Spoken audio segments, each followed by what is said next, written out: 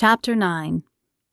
Okay, so I guess all that's left is for us to practice a kiss, Justin said as he pushed back his chair and stood.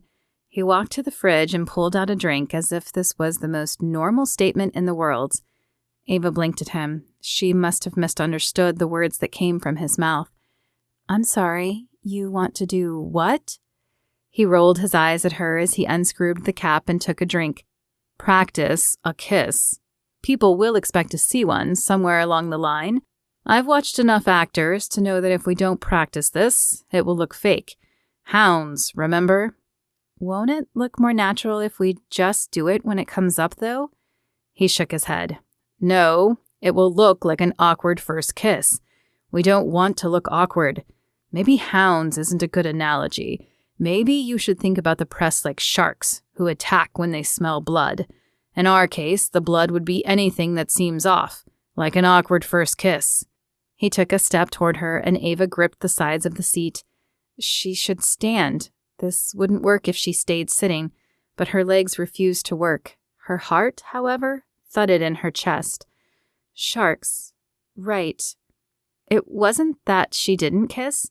It was just that it had been a while since she had kissed. There was a part of her that thought she might be rusty, if such a thing existed.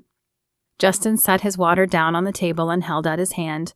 Ava noticed hers trembling as she placed it in his. He pulled her to her feet with ease, but her legs still felt like jello.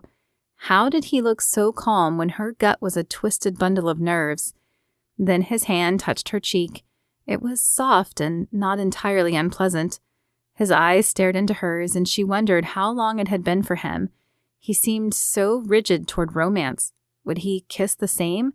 Stiff and thought out as he seemed to do everything? He leaned closer and her breath caught. Should she tilt her head? Would their noses bump? Why did she feel like a teen experiencing her first kiss? His face was close enough she could feel the warmth emanating from his mouth. She closed her eyes and his lips touched hers. Tentative at first, as if exploring her response. Then they pressed harder, and Ava felt the need behind them.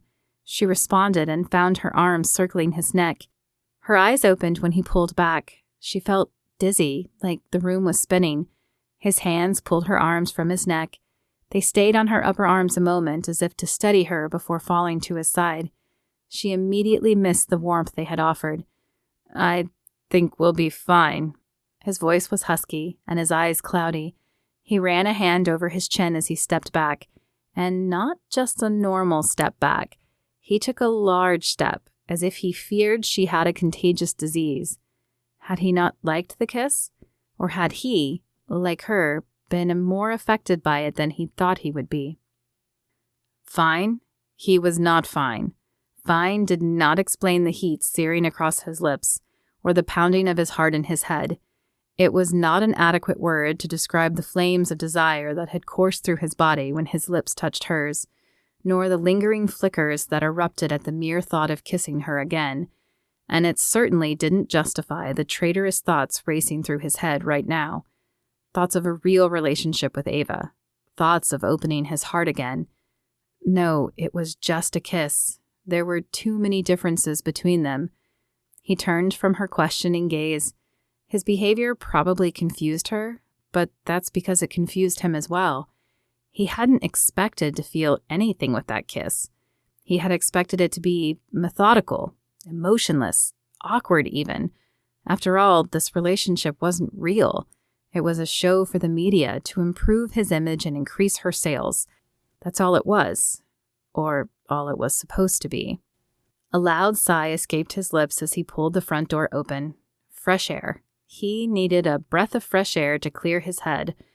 The warmth rolled over him as he stepped into the sun, but the peace didn't last long. Justin pulled his cell phone out of his pocket and answered the incoming call. Hey, Peter. Justin, how are things with your author friend? Friend, what a loaded word.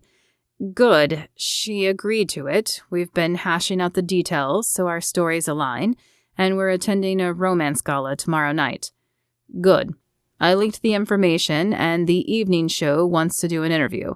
Can you two be there Saturday night? Yeah, it shouldn't be a problem. A gala tomorrow and an interview the day after? That didn't give him much time to get his emotions under control, but he could do it. He would just have to avoid touching her, because he was fairly certain he would not be able to control himself if he did.